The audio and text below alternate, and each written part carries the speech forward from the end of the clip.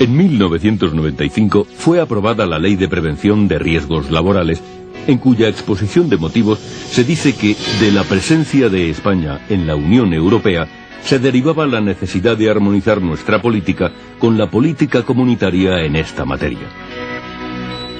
La Ley de Prevención de Riesgos Laborales tiene por objeto promover la seguridad y la salud de los trabajadores mediante la aplicación de medidas y el desarrollo de las actividades necesarias para la prevención de riesgos derivados del trabajo, con la idea fundamental de actuar antes de que se produzcan los daños.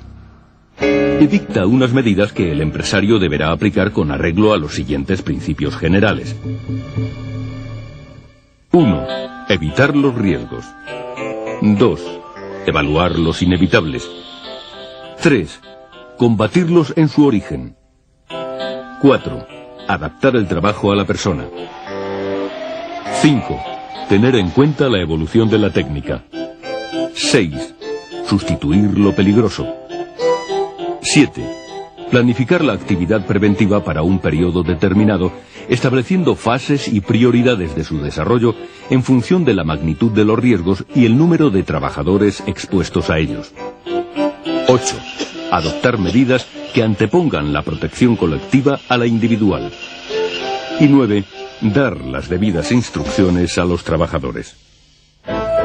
El empresario deberá consultar a los trabajadores y permitir su participación en el marco de todas las cuestiones que afecten a la seguridad y a la salud en el trabajo y organizará los recursos necesarios para el desarrollo de las actividades preventivas con arreglo a una de estas 4 modalidades o alguna combinación de ellas, asumiendo personalmente tal actividad, designando a uno o varios trabajadores para llevarlas a cabo, constituyendo un servicio de prevención propio o recurriendo a un servicio de prevención ajeno. Veamos un caso concreto, el del sector alimentación en la comunidad andaluza. Un sector que integra industrias como las cárnicas, las de elaboración y conservación de pescado, las de preparación y conservación de frutas y hortalizas, fabricación de grasas y aceites, lácteas, molinos y fábricas de harina, o elaboración de bebidas, entre otras. En este sector, los accidentes más comunes son, por este orden, los producidos por sobreesfuerzos, casi una cuarta parte del total, golpes por objetos o herramientas, caídas de personas al mismo nivel, atrapamiento por o entre objetos, caídas de personas a distinto nivel y pisadas sobre objetos, existiendo asimismo otras situaciones de riesgos tales como la exposición a riesgos biológicos e higiénicos, que aun no teniendo la cuantificación de las anteriores, sí tienen una importancia cualitativa elevada.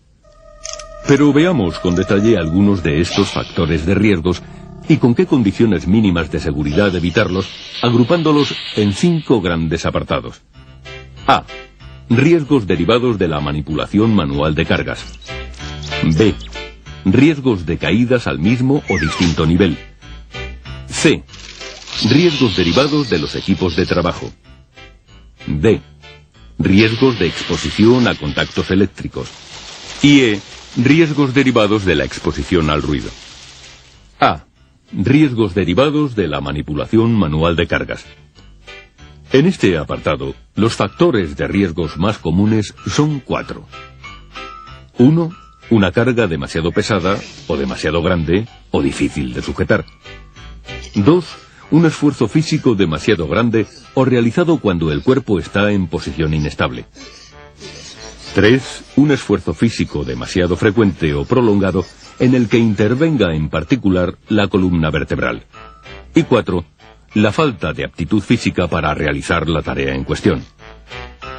Frente a ello, las disposiciones mínimas son 2. 1.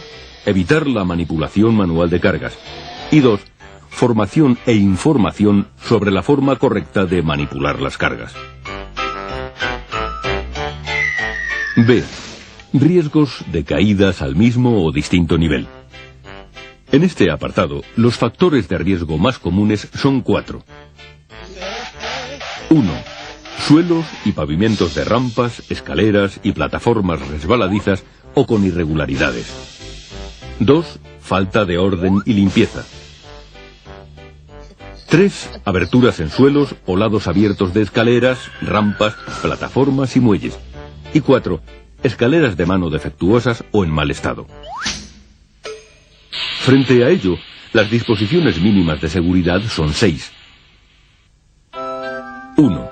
Suelos no resbaladizos, sin irregularidades y pendientes peligrosas, así como pavimentos de rampas, escaleras y plataformas de materiales no resbaladizos o con elementos antideslizantes. 2. Los lugares de trabajo se mantendrán limpios y las zonas de paso, salidas y vías de circulación, especialmente las previstas para evacuación en caso de emergencia, estarán libres de obstáculos y debidamente señalizadas. 3. Se eliminarán con rapidez los desperdicios, manchas de grasa, residuos de sustancias peligrosas y demás productos residuales que puedan originar accidentes o contaminar el ambiente de trabajo. 4. Las aberturas o desniveles que supongan un riesgo de caída se protegerán mediante barandillas u otros sistemas de protección. 5. Las escaleras de mano tendrán la resistencia y los elementos de apoyo y sujeción necesarios. Las escaleras de tijera dispondrán de los elementos de seguridad que impidan su apertura y se revisarán periódicamente. Y el ascenso y descenso por las escaleras se hará siempre de frente a las mismas. Y 6. En las zonas con riesgos especiales de caídas o choques habrá un buen nivel de iluminación. C. Riesgos derivados de los equipos de trabajo.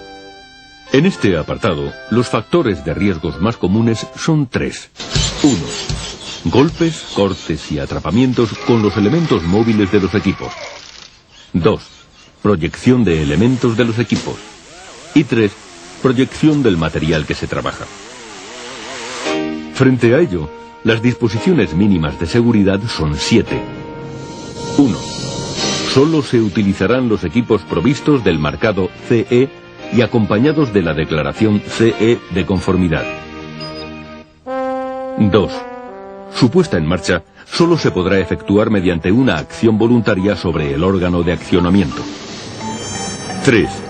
Todo equipo deberá estar provisto de un órgano de accionamiento de emergencia que permita su parada total. 4.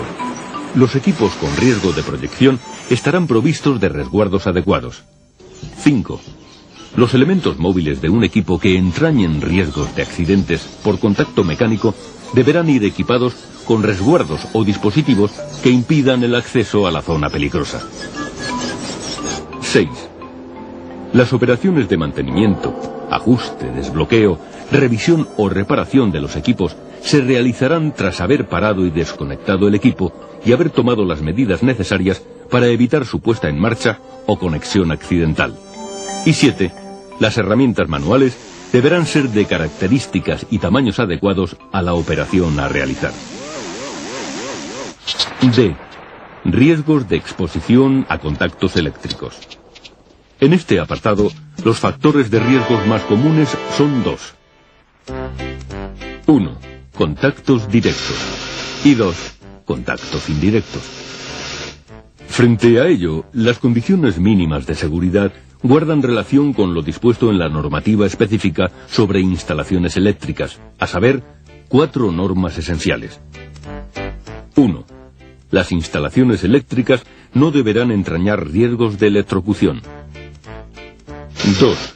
Los trabajadores deberán estar debidamente protegidos contra los riesgos de accidente causados por contactos directos o indirectos. 3. Las instalaciones eléctricas y los dispositivos de protección deberán tener en cuenta la tensión, los factores externos condicionantes y la competencia de las personas que tengan acceso a las partes de la instalación. Y 4. En los trabajos a realizar en los locales húmedos se extremarán las medidas de seguridad. La acumulación de gases o polvos combustibles pueden dar origen a incendios o explosiones. E.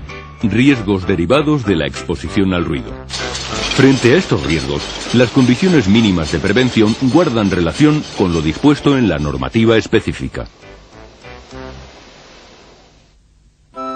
Con estos ejemplos, les hemos querido mostrar que estamos hablando de una ley que persigue, ante todo, crear una auténtica cultura preventiva y que, por tanto, involucra a toda la sociedad en su conjunto. La Ley de Prevención de Riesgos Laborales tiene por objeto